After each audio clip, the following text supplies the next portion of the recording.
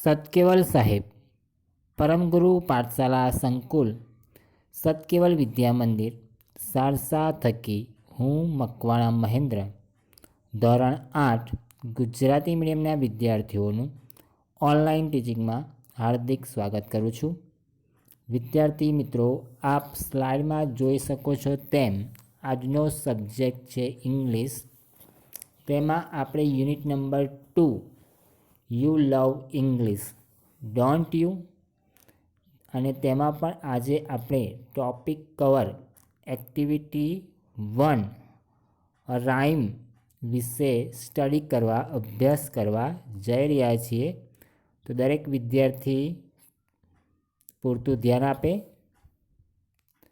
Rhyme તરફ જઈએ તે પહેલાં સૌપ્રથમ આપણે એના કેટલાક મિનિંગ્સ છે, શબ્દાર્થ છે, તેનો અભ્યાસ કરીશું, જે તમે ટેક્સ્ટબુકની અંદર જોઈ શકો છો અને સ્લાઇડમાં પણ જોઈ શકો છો.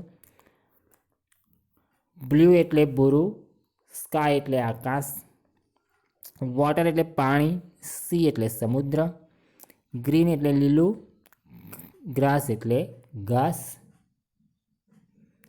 ત્યારબાદ જમણી સાઈડ લીફનું બહુવચન લીવ્સ, લીવ્સ એટલે પાંદડા, યલો એટલે પીળું, ફ્લાવર એટલે ફૂલ, અને સનફ્લાવર એટલે સૂરજમુખી, રો એટલે હાર, કતાર, લાઈન. તો દરેક વિદ્યાર્થીઓને જણાવી દો કે આ મિનિંગ્સ પોતાની નોટબુકમાં સારા અક્ષરે લખવાના છે, તેને લર્ન કરવાના છે. અહીંયા unit 2 you love English don't you title લખેલું જ છે. આ કવિતાના રાઇમ્સના સ્પેલિંગ છે, મિનિંગ્સ છે. ત્યારબાદ તમે આ જ યુનિટની એક્ટિવિટી 2 નહીં પરંતુ activity 8 the babul is beautiful isn't it, તેના પણ શબ્દાર્થ મેં તમને એડવાન્સમાં આપ્યા છે. એટલે આ મિનિંગ્સ પણ તમારી નોટબુકમાં સારી રીતે લખવાના છે. નેક્સ્ટ સ્લાઇડમાં પણ તમે જોઈ શકો છો. તેના બાદ તમે બીજી સ્લાઇડમાં પણ જોઈ શકો છો. એટલે કે આ રીતે 4 સ્લાઇડમાં એક્ટિવિટી 1 અને 8ના સ્પેલિંગ્સ મિનિંગ્સ આપેલા છે, જે વિદ્યાર્થીઓ નોટબુકમાં સારી રીતે લખવાના છે. હવે આપણે અગાઉ unit 2 activity 1 sing the rhyme, underline the names of objects and colours, write them in the table. ટેબલની અંદર તમારે લખવાના થશે. એ પહેલાં આપણે રાઇમને રિસાઇટ કરીશું અને દરેક વિદ્યાર્થી ધ્યાનથી તેને 2 થી 3 વખત રિસાઇટ કરશે, રીડ કરશે, રીડ કરીને એન્જોય કરશે. અને ત્યારબાદ જે પણ એક્ટિવિટી રાઇમને લગતી છે તે ટેક્સ્ટબુકમાં અને સ્વાધ્યાય પોથીમાં ઘરે પોતાની જાતે પેન્સિલથી લખશે. વધારે સમય ન બગાડતા આપણે એક્ટિવિટી 1 તરફ વધીએ. Blue blue the sky is blue. Blue એક તમને ખ્યાલ છે, બ્લુ એટલે ભૂરો કલર, સ્કાય એટલે આકાશ, ભૂરું ભૂરું આકાશ છે, ભૂરું એટલે કે આકાશ ભૂરા રંગનું છે, કલરનું છે. The water in the sea is too. The water in the sea, sea એટલે દરિયો, વોટર એટલે પાણી, એટલે કે દરિયાનું પાણી પણ ભૂરું છે, સમુદ્રમાં પાણી પણ ભૂરું છે. I like blue don't you. મને ભૂરો રંગ ગમે છે, તમને નથી ગમતો? તો આ રીતે ફર્સ્ટ સ્ટેન્જામાં તમે જોઈ ગયા, આકાશ ભૂરું છે, સમુદ્રનું પાણી ભૂરું છે અને મને ભૂરો રંગ ગમે છે. શું તમને ભૂરો રંગ નથી ગમતો? એવો ક્વેશ્ચન માર્ક પ્રશ્નાર્થ તમને કરે છે. ત્યારબાદ second stanza, green green the grass is green. Leaves on the trees are green. I like green, don't you? Green green the grass is green. Green એટલે લીલો કલર, જે દરેક વિદ્યાર્થી જાણે છે. એન્ડ ગ્રાસ એટલે ઘાસ, ઘાસ લીલું છે. લીલું લીલું ઘાસ છે, લીલું. Leaves on the trees, trees એટલે વૃક્ષો અને લીવ્સ એટલે પાંદડા. ઝાડના અથવા વૃક્ષોના પાંદડા પણ લીલા છે. I like green, don't you? મને લીલો રંગ ગમે છે, તમને નથી ગમતો? તો આ રીતે સેકન્ડ સ્ટેન્જામાં પણ કવિ પોતાની અભિવ્યક્તિ, ઈચ્છાઓ વ્યક્ત કરે છે. અને આપણે જોયું તેમ ગ્રાસ લીલું છે અને વૃક્ષો પરના પાંદડા પણ લીલા છે. Now the third stanza. Red red the sun is red when he is getting out of bed. I like red, don't you? Red red the sun is red. Red એટલે લાલ કલર, જે સર્વે વિદ્યાર્થીઓ જાણે છે. ધ સન, SUN સન એટલે સૂર્ય. લાલ લાલ સૂર્ય છે, લાલ એટલે કે સૂર્ય લાલ રંગનો છે. When he is getting out of bed, જ્યારે તે સવારે ઉઠે છે. એટલે કે જ્યારે આપણે સવારમાં વહેલા ઉઠીએ, સવાર થાય ત્યારે તમે સૂર્યને જોઈ શકો છો, તો તે લાલ રાતા કલરનો હોય છે. મને લાલ ગમે છે, તમને નથી ગમતો? I like red, don't you? તો આ રીતે થર્ડ સ્ટેન્જાની અંદર તમે જોશો તો સૂર્ય લાલ છે અને તે જ્યારે સવારમાં પથારીમાંથી ઉઠે છે, બેડ, BED બેડ એટલે પથારી, ગેટિંગ આઉટ એટલે ઉઠે છે, બહાર આવે છે, ત્યારે તે સૂર્ય લાલ રંગનો હોય છે. કવિતામાં રાઇમની અંદર ચિત્રમાં પણ તમે જોઈ શકો છો. બરાબર છે. તો આ રીતે થર્ડ સ્ટેન્જા પૂર્ણ થાય છે. Now the fourth one. Yellow yellow flowers are yellow. Sunflowers standing in a row. I like yellow, don't you? Yellow yellow, yellow એટલે પીળો કલર.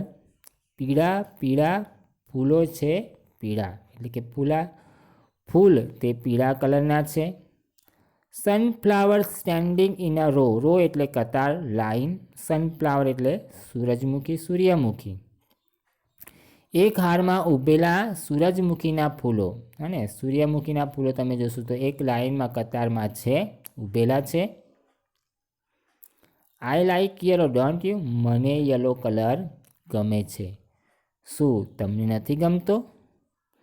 તો આ રીતે અહીંયા 1, 2, 3, 4 સ્ટેન્જા દ્વારા અહીંયા રિસાઇટ એટલે કે પોએમ આપણે પૂર્ણ કરીએ છીએ.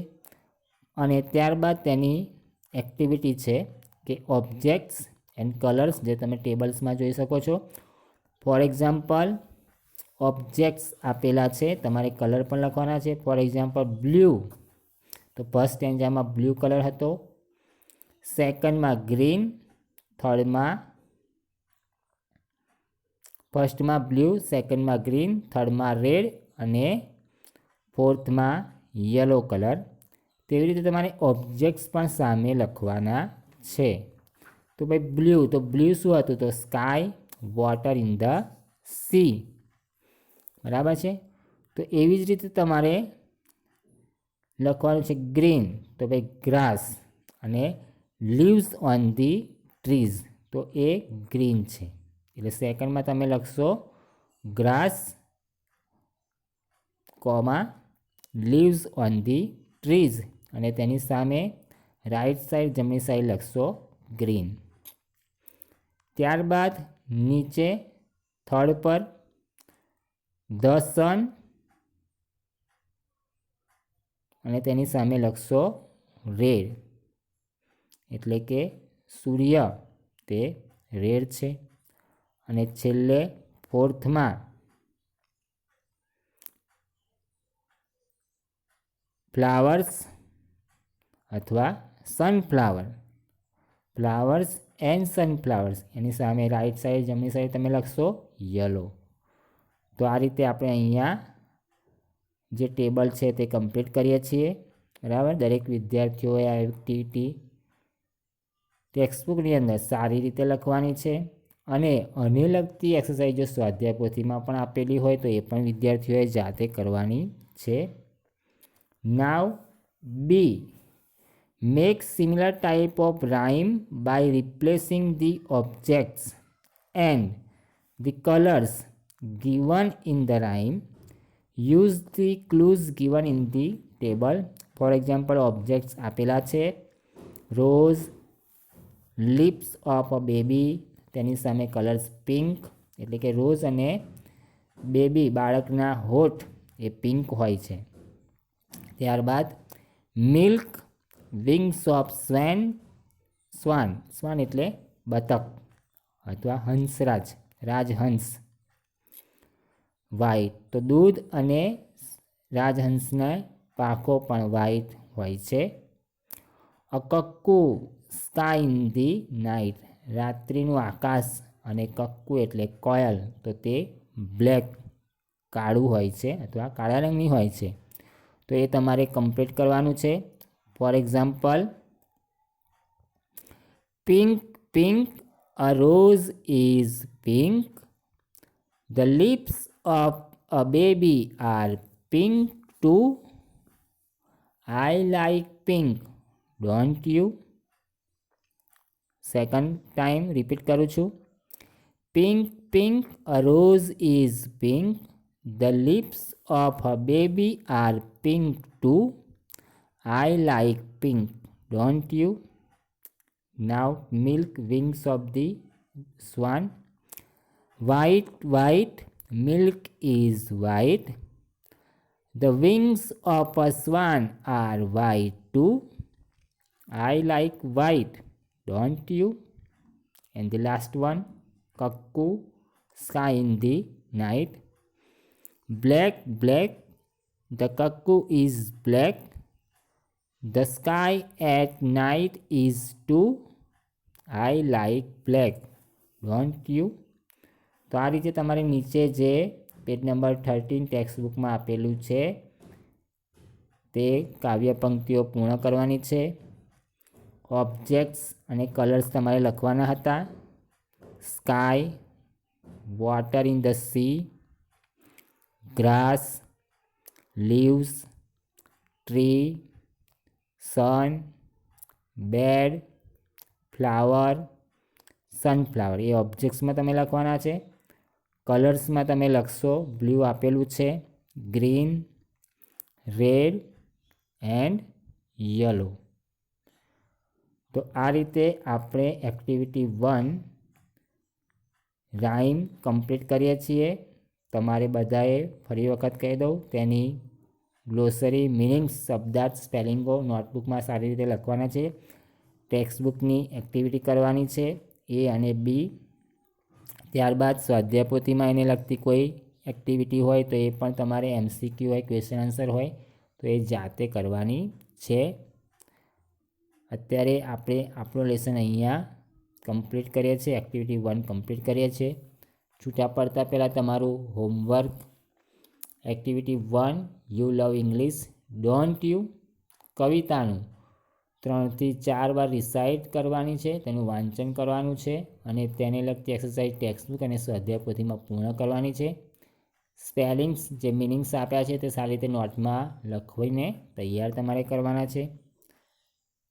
ફરી મળીશું એક્ટિવિટી નવી.